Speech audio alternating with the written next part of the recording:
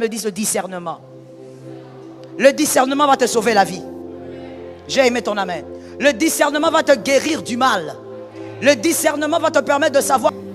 Le discernement va te faire comprendre que là où je suis, je ne suis pas à ma place, je dois partir. L'esprit du discernement.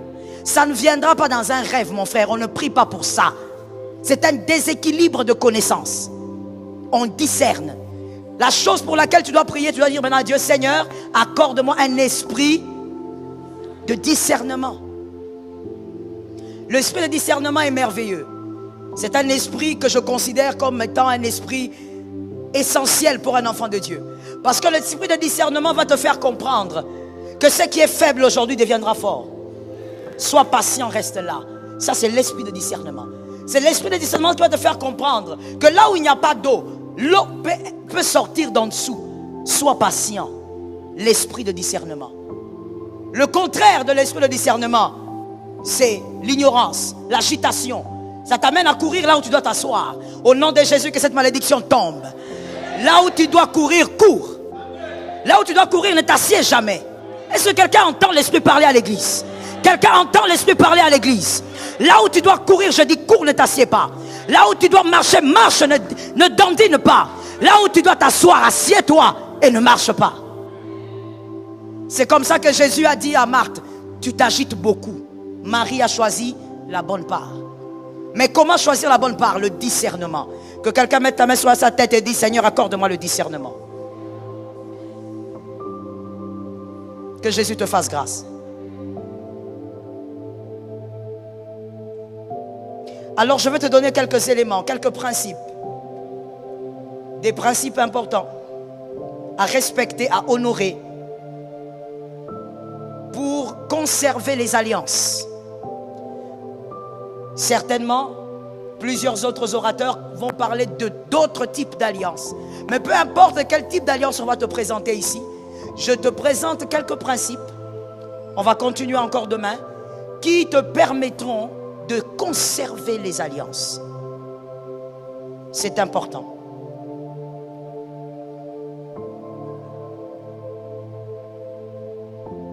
Le premier, on ne profite d'aucune alliance terrestre armée de l'orgueil. Il n'est pas possible de profiter d'alliance terrestre lorsqu'on est orgueilleux. C'est impossible. L'humilité vous fera asseoir sur des tables que vous ne méritez pas. L'orgueil, par contre, va t'éjecter. Tu ne peux pas vivre une relation d'alliance lorsque tu es orgueilleux. Ainsi, la parole peut bien dire que l'orgueil amène la chute.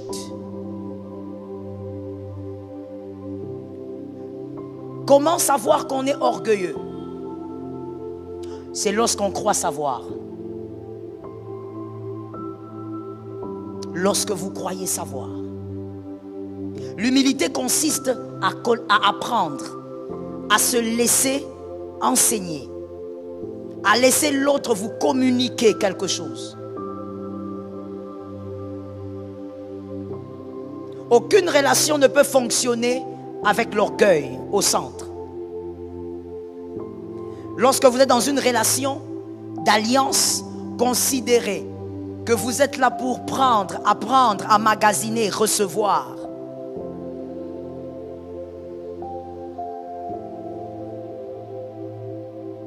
Débarrassez-vous de l'orgueil pour faire croître votre relation d'alliance.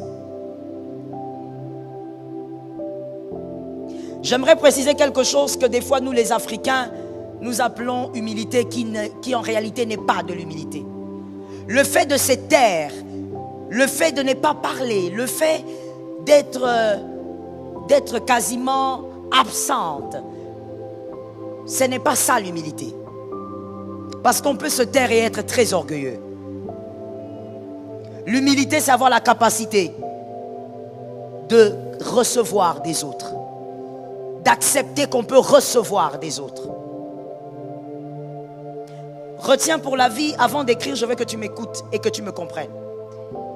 Dans une relation d'alliance comme dans toutes les relations, lorsque dans une relation tu considères que c'est toi qui donnes beaucoup, tu es déjà dans l'orgueil et tu ne gagneras rien de cette relation. Même si c'est une relation qui doit te bénir, lorsque tu considères que c'est toi qui apportes beaucoup, tu ne gagneras plus rien de cette relation. Dans une relation d'alliance, on y est pour recevoir et pour apprendre. Aide-moi à dire à un frère, sois humble. Je ne sais pas pourquoi tu as du mal à le dire. Dis à un autre frère, sois humble. Plusieurs ont perdu les relations d'alliance à cause de l'orgueil. L'incapacité de se faire petit. Est-ce que mon frère, tu sais que dans la vie, il faut être capable de se faire petit. Il faut être capable d'arriver à certains lieux et tu te fais petit. Parce que celui qui se fait petit apprend plus que celui qui se fait grand.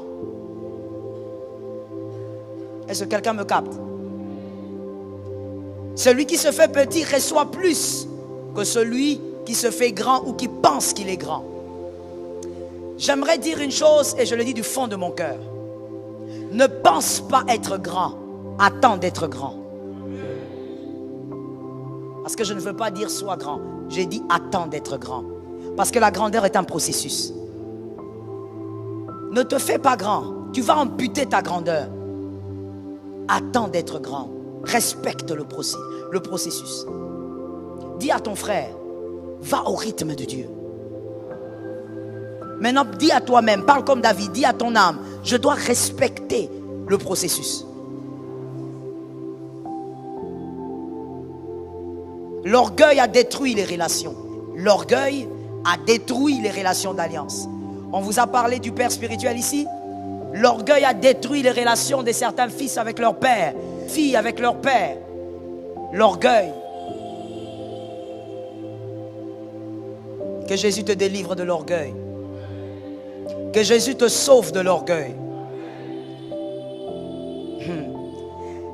Avant de passer, je voudrais dire ceci. Est-ce que ça t'est déjà arrivé de t'asseoir, d'entendre des reproches sur toi, d'entendre des paroles dures sur toi et tu ne dis rien? À la fin, tu dis merci et tu pars. Si ça t'est jamais arrivé, tu es encore très loin. Ton cœur a beaucoup de problèmes. Tu es un enfant de Dieu mais rempli d'orgueil. Tu dois savoir que ce que tu ne sais pas existe. Et on peut t'enseigner ce que tu sais mieux que ce que tu ne sais. Est-ce que quelqu'un a capté ça? Le deuxième principe qui peut vous aider à vivre une relation d'alliance. On ne tient pas compte des épines lorsqu'on a cueilli un fruit sur un arbre. Écrivez ça comme ça. On ne tient pas compte des épines lorsqu'on vient de cueillir un fruit sur un arbre. Même si cet arbre a des épines, vous allez oublier les épines parce que vous avez quoi? Yes. Parce que vous avez le fruit. Je crois que c'est un dimanche ici où j'étais en train de dire que moi, tout petite, j'aimais beaucoup grimper sur les arbres. Des fois, j'ai passé mes journées sur les arbres. Lorsqu'on grimpe sur un arbre et qu'on veut un fruit, même si l'arbre est compliqué, l'arbre glisse, l'arbre est bizarre, quand on veut le fruit, on arrive. Et on ne tient pas compte des épines. Pourquoi? Parce qu'on a déjà eu le fruit. Tu vas m'aider à faire ceci. Tu vas m'aider, tu vas aller vers 5 personnes et tu vas dire à ces 5 personnes, apprends à pardonner. J'ai dit 5.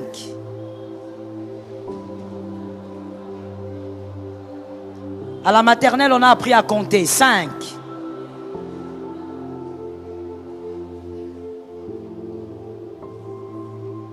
Vous l'avez fait? D'accord. Le deuxième principe pour maintenir une relation d'alliance, c'est le pardon. On ne peut pas maintenir une relation d'alliance sans le pardon. C'est impossible. Le pardon est la force de toute relation solide et pérenne. toute relation qui veut vivre longtemps, toute relation forte, son secret, c'est le pardon. Je voudrais que vous puissiez m'écouter et vous allez écrire ça après m'avoir écouté. Le pardon est la deuxième arme qui humilie l'échec. Le pardon est la deuxième arme qui humilie l'échec. Lorsque le diable veut te voir échouer dans une relation d'alliance et que tu pardonnes, le diable a échoué. L'échec qu'il avait prévu est humilié. J'ai envie de dire à quelqu'un, apprends à humilier l'échec. Je dis que c'est la deuxième arme parce que la première arme au fait qui humilie l'échec, c'est la réussite. Lorsqu'on réussit, on humilie l'échec. Lorsqu'on a des résultats, on humilie l'échec.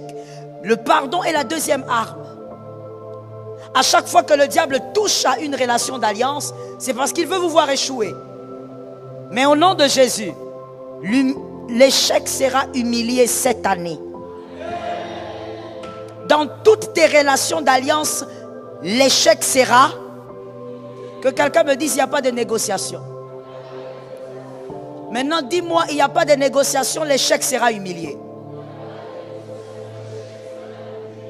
Dans ta relation avec ton père biologique, l'échec sera humilié. Ouais.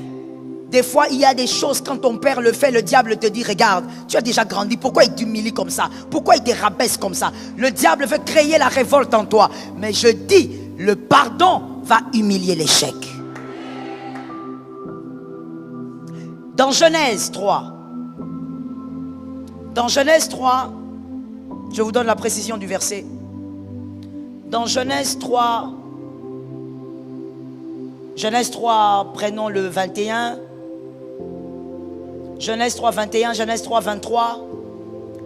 Lorsque le diable attaque le couple dans le jardin d'Éden, le but du diable, c'est de voir le couple échouer. Mais il y a une chose qui a humilié l'échec dans le jardin d'Éden. La chose qui a humilié l'échec du diable dans le jardin d'Éden, c'est lorsque Dieu a couvert le couple. Lorsque Dieu a habillé le couple, ce signe était le signe du pardon. Dieu les avait pardonnés, voilà pourquoi il les avait habillés. Avant de les chasser, Dieu les avait d'abord pardonnés. À cause de ce pardon, l'échec que le diable avait organisé dans le jardin d'Éden avait subi une très grande humiliation. Et par l'autorité du Christ, l'échec qu'il a prévu contre ta vie cette année va subir une très grande humiliation. Tu sais, tu as dit un amen, mais on dirait que tu n'as pas compris. Ton amen doit être un amen de compréhension. Il y a l'échec qu'il a planifié en ce mois d'août contre ta vie, contre ta famille, contre tes enfants. Mais tu vas utiliser une arme qu'il n'a pas vu venir. Tu vas utiliser une arme qui va humilier davantage le diable. C'est le pardon. Est-ce que quelqu'un m'entend bien? Le diable est obligé de s'incliner face à toutes les armes qu'il est incapable de posséder. Et là, parmi les armes que le diable est incapable de posséder, il y a le pardon. Peu importe sa malice, peu importe sa force, le diable n'a pas de pardon et il ne peut pas pardonner. Il ne sait pas comment on pardonne. Et cette année, tu surprendras. Je le crois au nom de Jésus. Écrivez avec moi. Celui qui est sage demande pardon. Il y a une virgule. Celui qui est sage demande pardon. Dans une relation d'alliance, il sait comment demander pardon, entretenir le pardon. Celui qui est sage demande pardon parce qu'il a compris.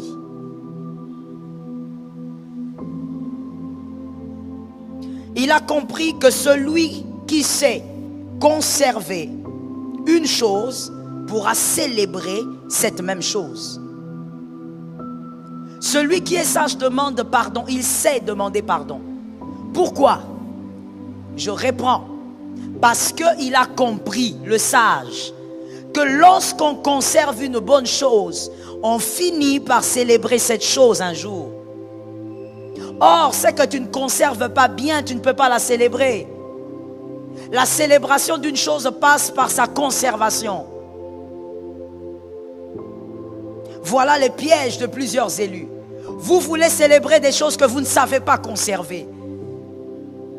Tu veux célébrer le mariage, ton mariage, mais est-ce que tu sais le conserver, ce mariage?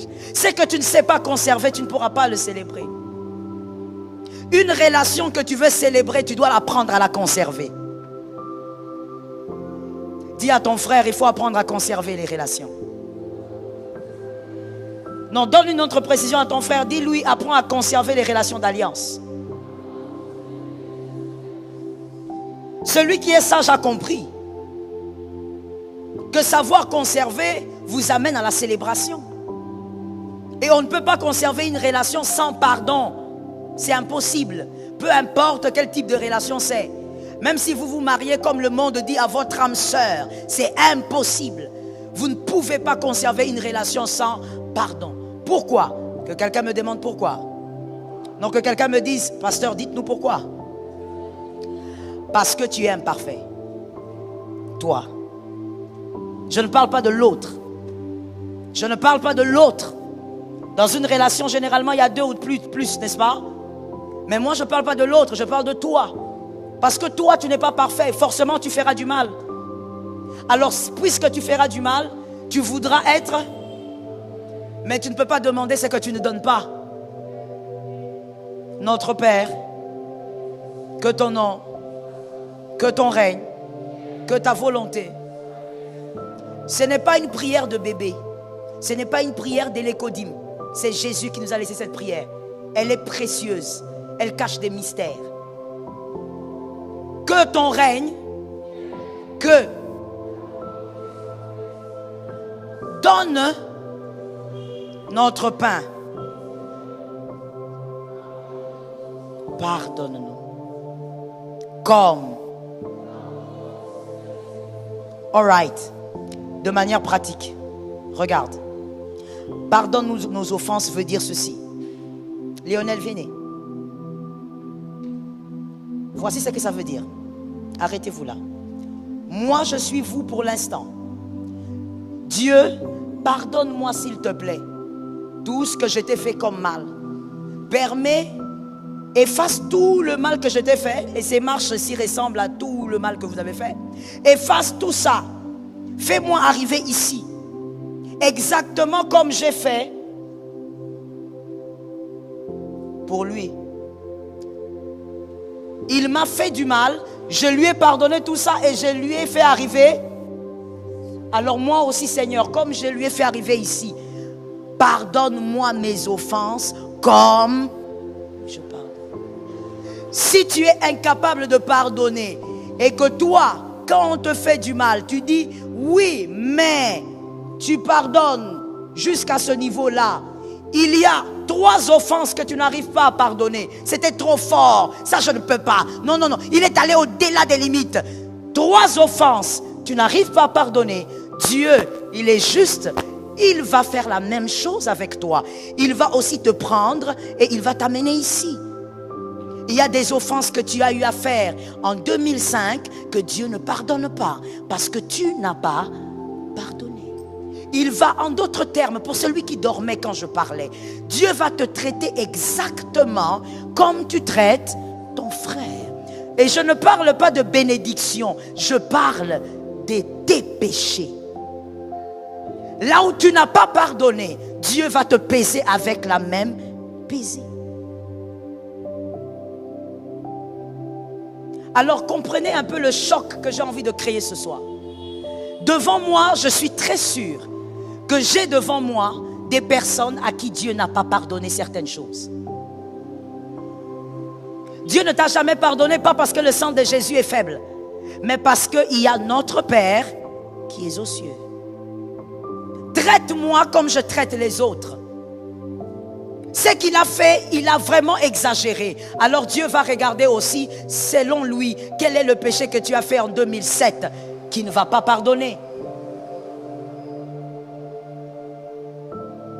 Il y a des personnes à qui le Seigneur a fait grâce. Dieu ne te pardonne pas parce que tu ne pardonnes pas les autres, mais il t'a quand même fait une grâce.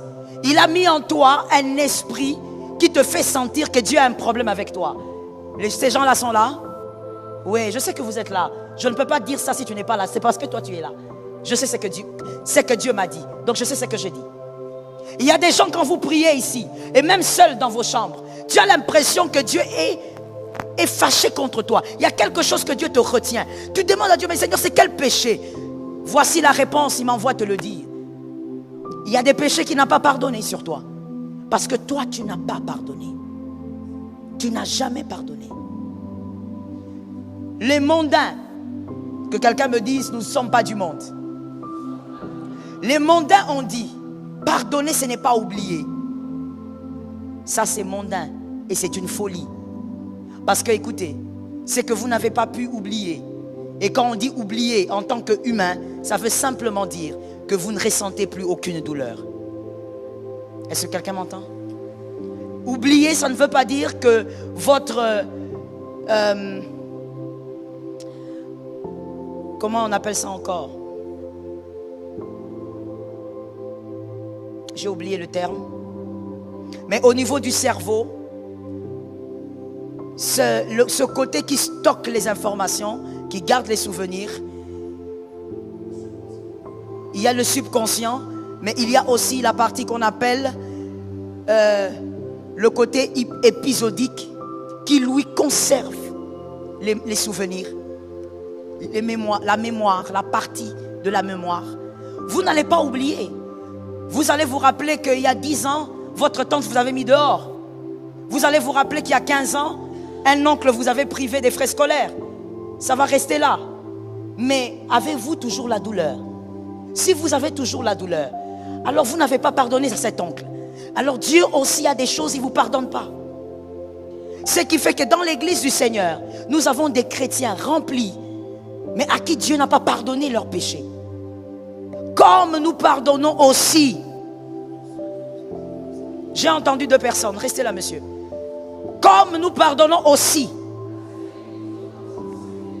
Tu dois le dire très sérieusement mon frère, je parle de ta destinée. Peut-être que le fameux, je sais pas, la fameuse promesse où c'est que Dieu a prévu pour toi n'arrive pas parce que tu n'arrives pas à comprendre ce que je te dis ce soir. Comme nous pardonnons, écoutez, la chrétienté, j'ai toujours dit à mes fils spirituels, surtout ceux qui vivent avec moi à la maison, la vie spirituelle n'est pas un jeu. La vie chrétienne n'est pas une blague. On n'est pas en train de prêcher une chose et vous démontrer autre chose. La vie chrétienne n'est pas une farce. On ne vient pas faire semblant à l'église. La vie chrétienne est l'une des choses les plus sérieuses au monde. Donne-moi un amen. On ne vient pas faire semblant. À l'église, je suis quelqu'un d'autre. À la maison, je suis quelqu'un d'autre. Non, non, non, ça c'est l'église. Ça n'a rien à voir. Ce que nous vous prêchons, c'est ce que nous vivons. Et c'est que vous devez vivre. J'ai entendu 3 amens. Oh, tu vas dire amen de gré ou de force. Ce que nous prêchons, c'est ce que nous vivons et c'est ce que vous devez vivre. On ne fait pas semblant avec le Seigneur. Le Seigneur n'est pas notre garçon de course. Jésus n'est pas un plaisantin. Tu n'as pas pardonné. Jésus ne t'a jamais pardonné. Quel péché ne t'a pas pardonné, je ne sais pas. Mais je te présente seulement la Bible. Comme je pardonne. Puisque toi tu dors toujours avec la colère. Toi tu prends des jours pour pardonner. Ben tu vas prier. Et Jésus te tiendra aussi ce péché. Il te retiendra ce péché. Ainsi vous constatez, les enfants de Dieu aujourd'hui, vous êtes facilement atteignables par le diable. Les flèches sorcellériques vous atteignent. Un petit sorcier dans son coin, il t'envoie un envoûtement de loin.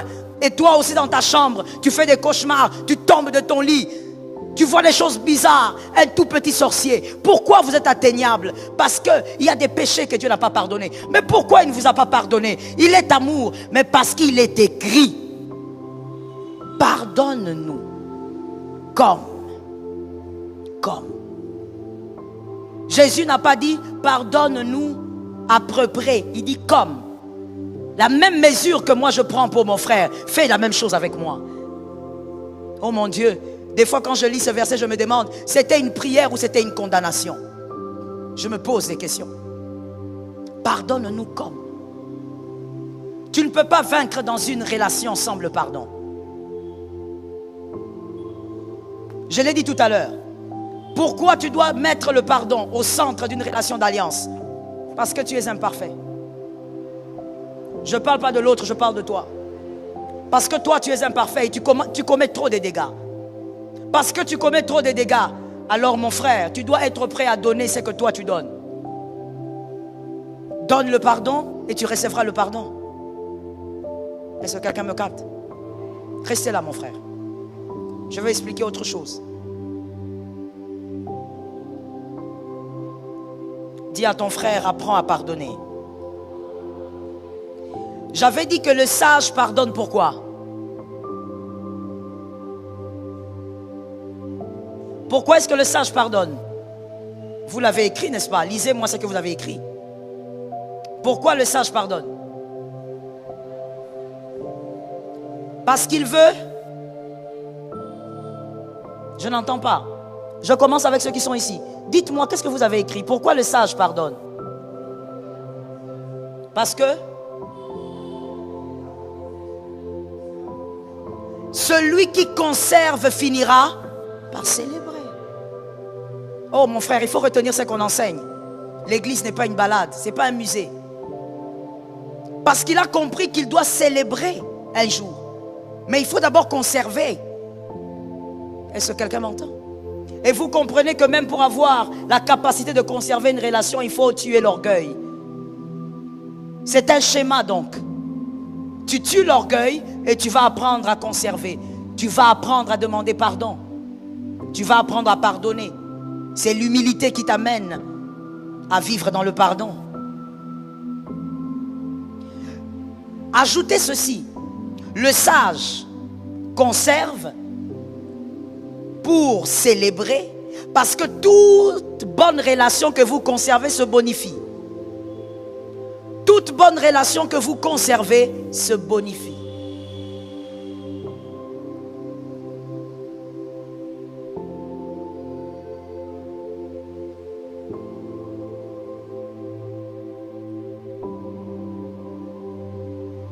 Le sage pardonne à cause de ces éléments-là.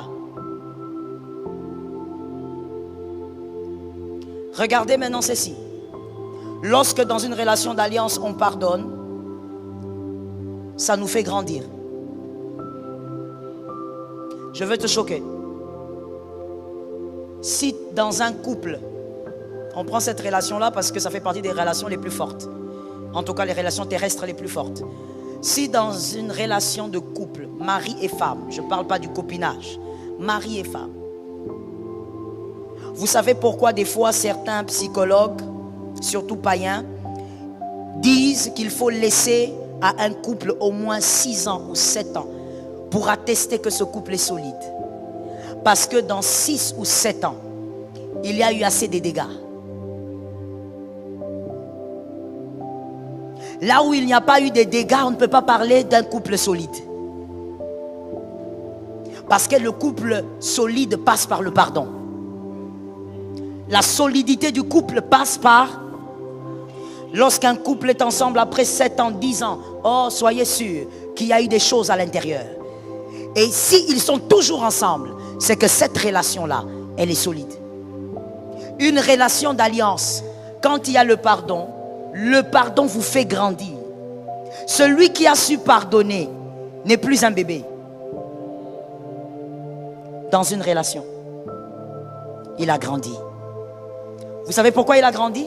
Premièrement, parce qu'il a donné quelque chose de rare, le pardon. Deuxièmement, parce qu'il est allé au-delà de l'offense. Je me demande même si vous me comprenez. Il est allé au-delà de l'offense. Je donne un exemple très banal. Dans une relation de mari et femme, la femme qui a déjà été trahie par son mari et qui a pardonné, elle est plus solide que celle qui n'a jamais été trahie. Je parle d'abord de la femme elle-même. Et la relation là est plus solide que la relation qui n'a jamais eu cette tâche là. Est-ce que quelqu'un m'entend? Elle est plus solide parce qu'ils ont vécu un vent et ils ont tenu par le pardon. Ceux qui ne l'ont jamais vécu ne doivent pas se taper la poitrine en disant « Mon mari pardonne, ma femme pardonne ». Est-ce qu'il vous est déjà arrivé quelque chose qui méritait le pardon? Si ce n'est jamais arrivé, s'il vous plaît, taisez-vous.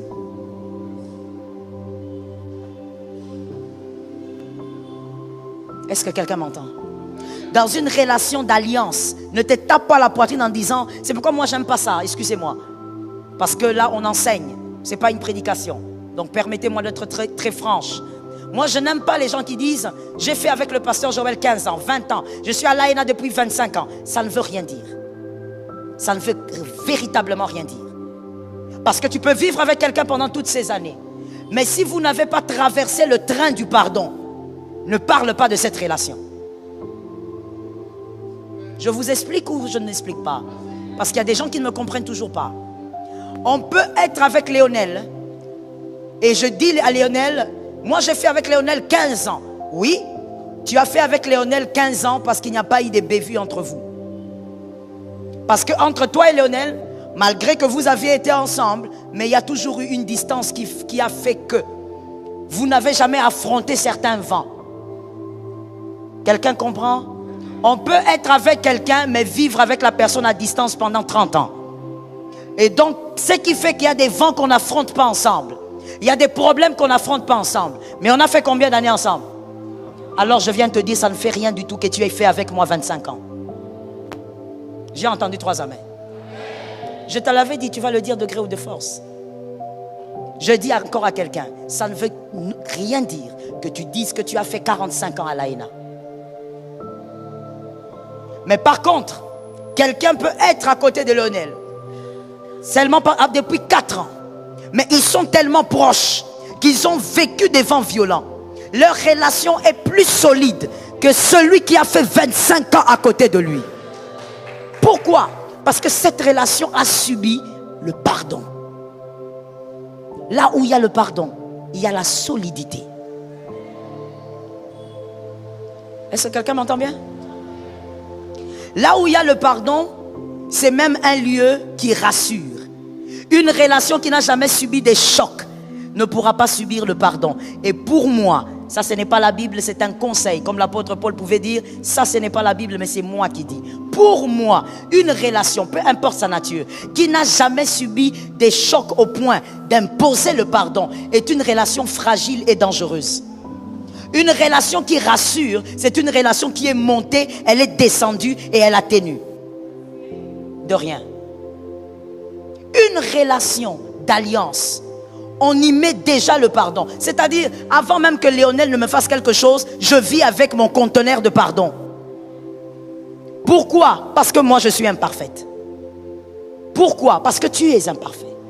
Vis avec ton conteneur de pardon. Je veux choquer encore quelqu'un peut-être ce soir en disant, Madame, toi qui pardonnes beaucoup à ton mari, tu n'es pas idiote.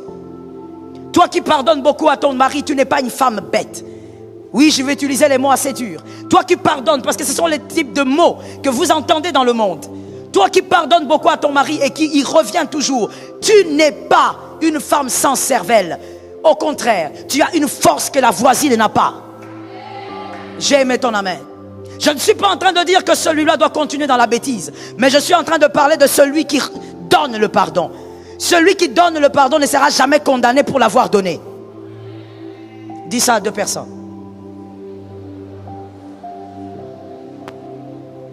Même si en donnant le pardon, cette personne te retrahit, retrahit, tu n'auras jamais une tâche sur toi pour avoir donné le pardon. Même devant Dieu, tu as gagné et tu as gagné en valeur. Est-ce que quelqu'un m'entend bien? Même devant les démons, tu as gagné en valeur. Donner le pardon n'a jamais été quelque chose de vil. Donne le pardon, accorde le pardon, vis dans le pardon. Est-ce que je peux parler à quelqu'un? Lorsqu'on pardonne, on oh my God, Lord help me. Lorsqu'on pardonne, on ne revient pas sur les offenses.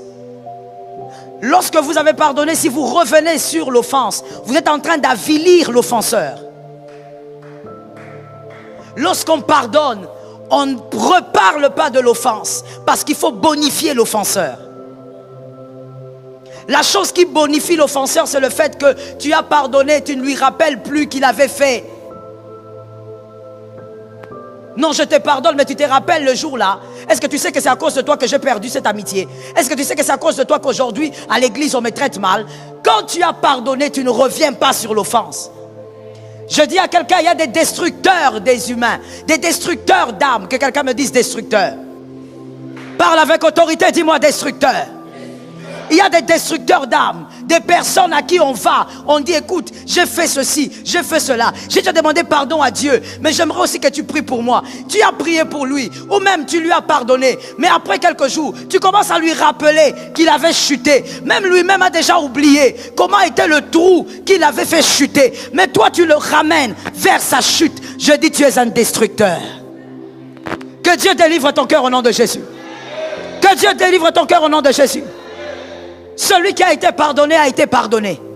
Si tu pardonnes à ton frère, oublie cette page, ouvre une autre page. Ça localise quelqu'un. Ça localise celui qui dormait. Ça localise celui qui n'a pas entendu. Ça localise celui qui refuse d'entendre. Ça localise celui qui refuse d'écouter. Ça localise celui que les démons ont tenu. Ça localise celui que les démons ont touché. Je dis pardonne. Lorsque tu pardonnes, tu avances. Lorsque tu pardonnes, tu refuses le surplace. Avance et va de l'avant. Est-ce que quelqu'un m'entend bien? Mon frère, le monde est mauvais.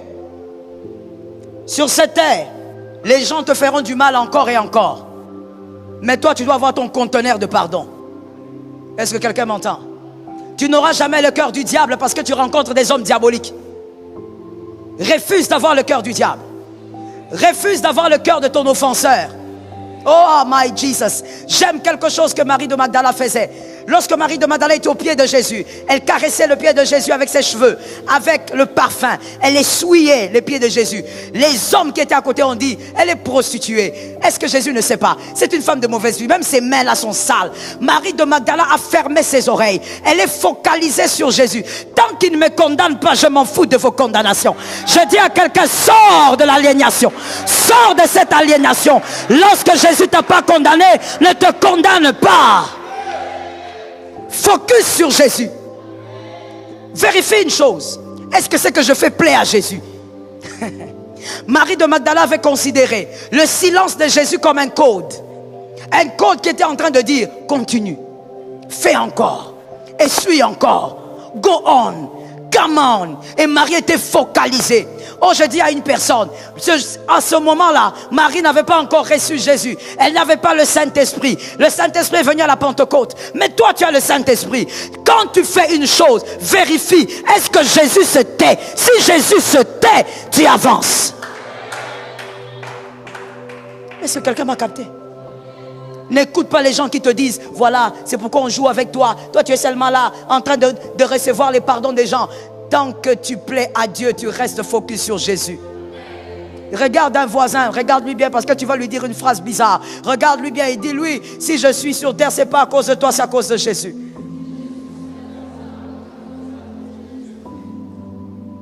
Alors pourquoi tu es embêté? Parce que les gens te trouvent faible parce que tu pardonnes. Pourquoi ça t'embête?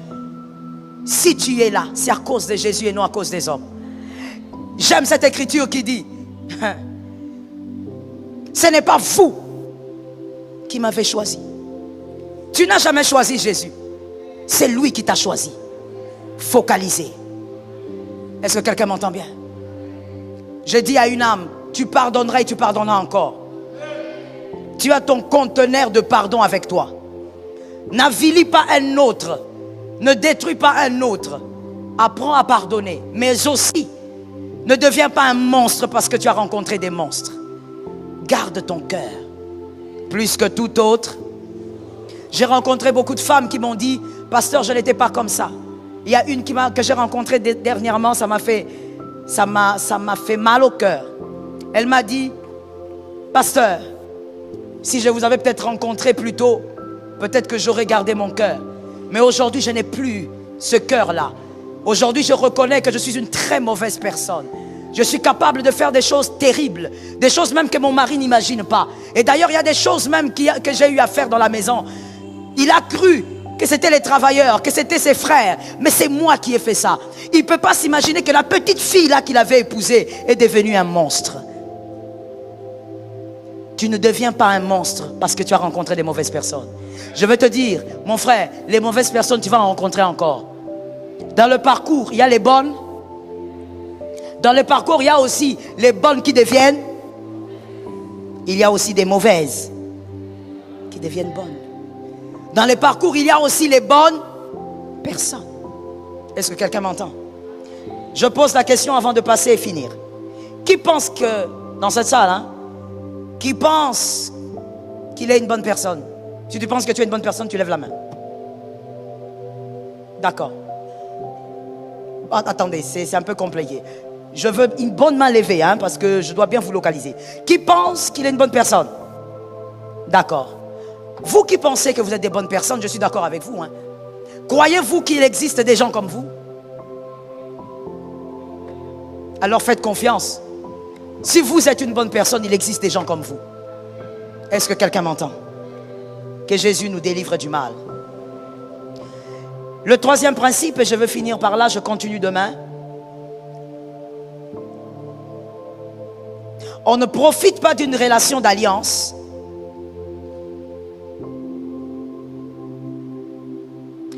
On ne profite pas d'une relation d'alliance que le Christ vous a donnée en vous accrochant au dire des hommes. Vous ne pouvez pas vous accrocher au dire des hommes et tenir une relation d'alliance. Une relation d'alliance, on écoute Dieu, on se focalise sur Dieu. Ce que Dieu a dit sur l'alliance, c'est ce que tu vas croire. Et tu t'accroches. Lorsque tu veux réussir dans une relation d'alliance, ferme un peu tes oreilles à tout ce que tu écoutes à gauche, à droite. Est-ce qu'on est d'accord? Voilà pourquoi il est écrit dans le psaume 23. L'Éternel, Ensuite, oui. Ça, ce sont les élèves de l'écodime qui répondent. On y va. Ensuite, I like it. Commençons par là. Il me. C'est écrit il me ou il nous. Maintenant, pourquoi toi, dans les sentiers de la justice, tu veux que vous soyez? Pourquoi? Il est écrit il me. Je suis seul. Il m'amène. C'est le grand berger qui m'emmène. Mais non, toi, dans les sentiers de la justice, tu entends ce que Janine a dit, ce que Marguerite a dit, ce que Frédéric a raconté. Pourquoi tu es comme ça? Pourquoi tu ne comprends pas que tu es seul sur le sentier? Sois seul sur le sentier, écoute le berger. J'ai aimé cet amen là. Mais tu vas donner un autre amen pour réveiller ton voisin, il n'a pas entendu. Donne un amen, réveille le voisin. Il me. Non, vous savez, je l'ai dit. J'ai suivi en ligne. On vous a enseigné sur la paternité. Le dimanche, c'était magnifique. Le bishop Cléo vous a parlé sur les alliances semblables à Jonathan et à David. Magnifique. Mais toutes ces alliances-là, lorsque Dieu vous accorde ces alliances, vous écoutez les hommes ou vous écoutez le Dieu qui vous a accordé l'alliance. Il ne faut pas que ce soit théorique, il faut que ce soit pratique. Il faut écouter le Dieu qui a donné l'alliance. Il me conduit. Je vais choquer quelqu'un. Ce soir, il faut beaucoup choquer. Je dis à quelqu'un ceci. Même si, je donne moi-même comme exemple, ok? Même si tu m'amènes vers Daddy Jean-Baptiste Soumbela, pour qu'il soit mon père spirituel, c'est toi qui me l'as présenté. Dès que je deviens fils, tu n'es plus concerné. Est-ce que quelqu'un m'entend bien? Il faut qu'on se le dise, il faut qu'on soit clair. Ce sont des choses spirituelles, on ne joue pas avec. Non, c'est moi qui t'ai présenté Daddy. C'est moi qui t'ai présenté Mamie. Qu'est-ce que ça veut dire? Ça ne veut... Daddy n'est pas un journaliste. Mamie n'est pas une journaliste. Ce sont des hommes de Dieu. C'est-à-dire, dès que tu me connectes à un homme de Dieu, toi, tu n'es pas concerné. Tu as ta relation, j'ai. Répète-moi ça 3 fois.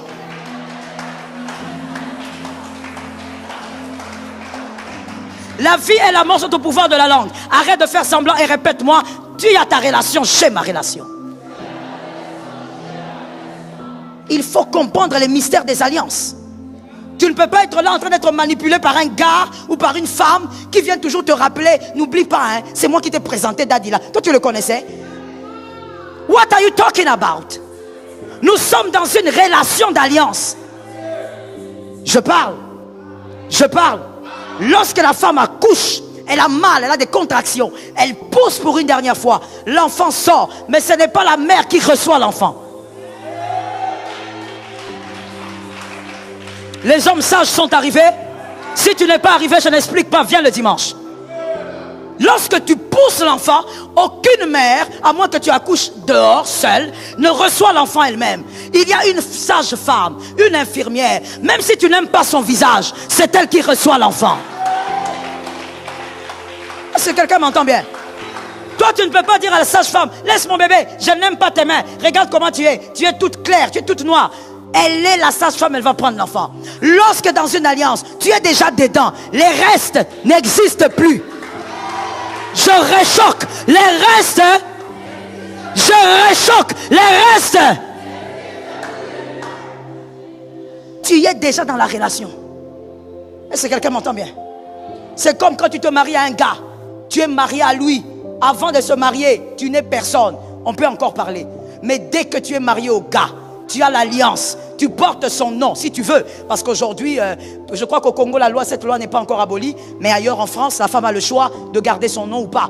Si tu portes son nom, personne ne peut venir te dire, madame, toi tu fais des fiers aujourd'hui. N'est-ce pas que tu étais avec Eric? Même si j'étais avec Eric, aujourd'hui, je suis dans une autre alliance. Je suis dans une autre alliance. Tu ne peux pas venir là en train de me dire, non tu sais, hein, si tu es marié aujourd'hui, c'est parce que je t'avais connecté. Tu es qui? Oh non, c'est moi qui t'avais présenté, non? Tu te rappelles? C'était mon ami, non? Ton mari, c'était mon ami. Et alors? C'était ton ami, aujourd'hui, c'est mon mari.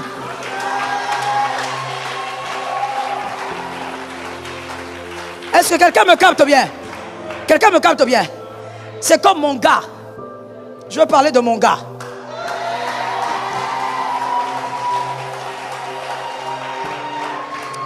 C'est comme mon gars. On a étudié dans une même école, aux humanités. Et donc je me rappelle que comme il était, on appelle ça quoi? On appelle ça un truc là. Bidel, hein, quelque chose comme ça. Alors, tout le monde le connaissait. Tout le monde nous connaissait Kabasele. C'était le Bidel, comme vous dites. Et un jour, à cause d'une adresse, et l'histoire était très bizarre, je vous épargne. Alors, il était venu chez nous, ça s'est mal passé. Et l'école a commencé à jazzer dessus. Alors qu'il avait une copine. Alors l'école jazzait, oh Kabasele et tout ça, et tout ça. Et puis pour mettre les choses au clair, en tout cas je pense que c'est pour apaiser sa copine.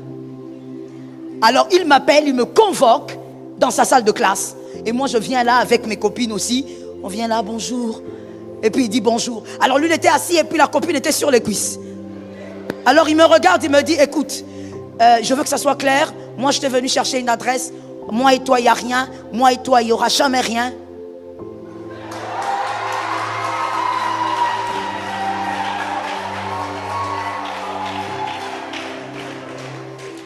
J'ouvre seulement une parenthèse pour dire, dans la vie, il ne faut pas beaucoup parler. Dans la vie, il faut être choya. Et la fille, elle était là assise sur ses cuisses en train de bomber. Et moi, j'étais là toute petite, là, comme ça. J'étais toute mince, comme ça. J'étais là, comme ça. Est-ce que tu as compris, Kaloumé? Entre moi et toi, il n'y a rien. Il faut pas qu'il y ait des problèmes ici à l'école. Je ne veux pas avoir des problèmes avec ma copine. J'ai dit, oui, il n'y a rien. Je suis sorti. Des années après, il n'y aura jamais rien. 3 enfants.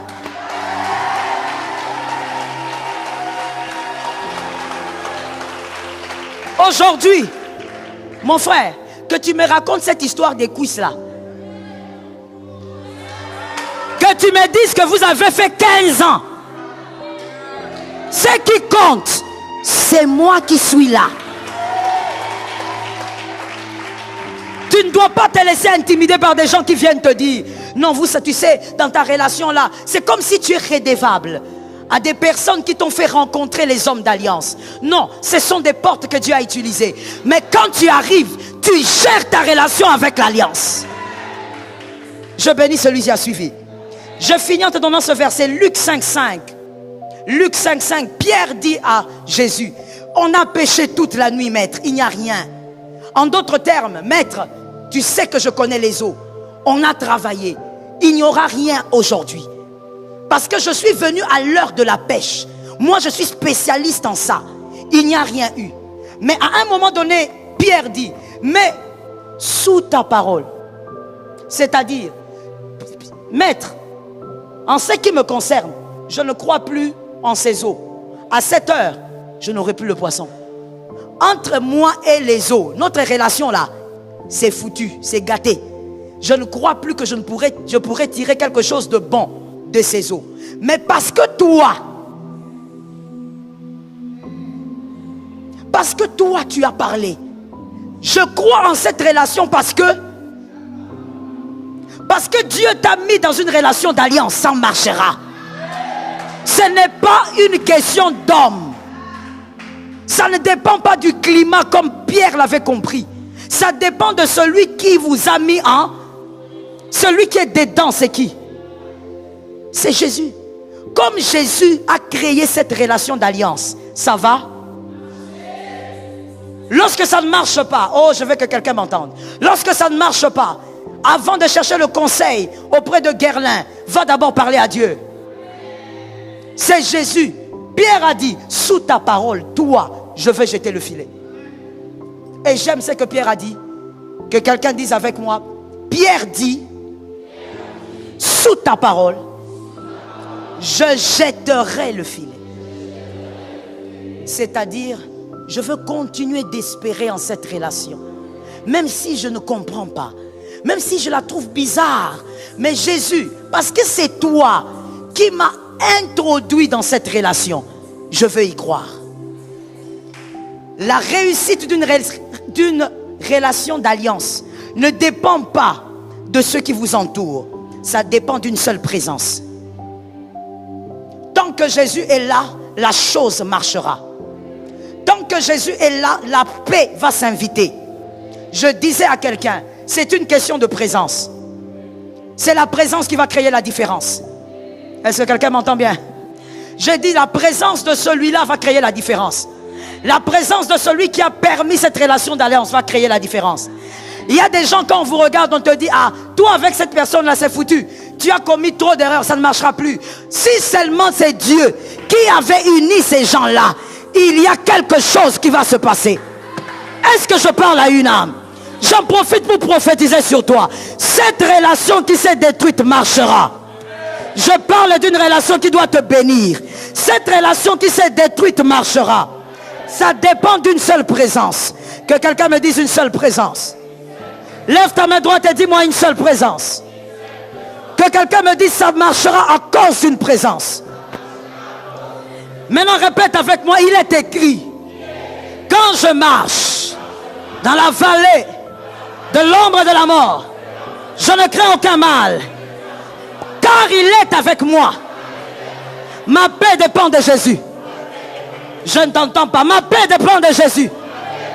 Ça dépend d'abord de Jésus. Ma joie dépend d'abord de Jésus. Ma quiétude dépend d'abord de Jésus. Ma joie dépend d'abord de Jésus. Mon changement dépend d'abord de Jésus. Ma victoire dépend d'abord de Jésus. Mon avancement dépend d'abord de Jésus. Ma percée dépend d'abord de Jésus. Mon progrès dépend d'abord de Jésus.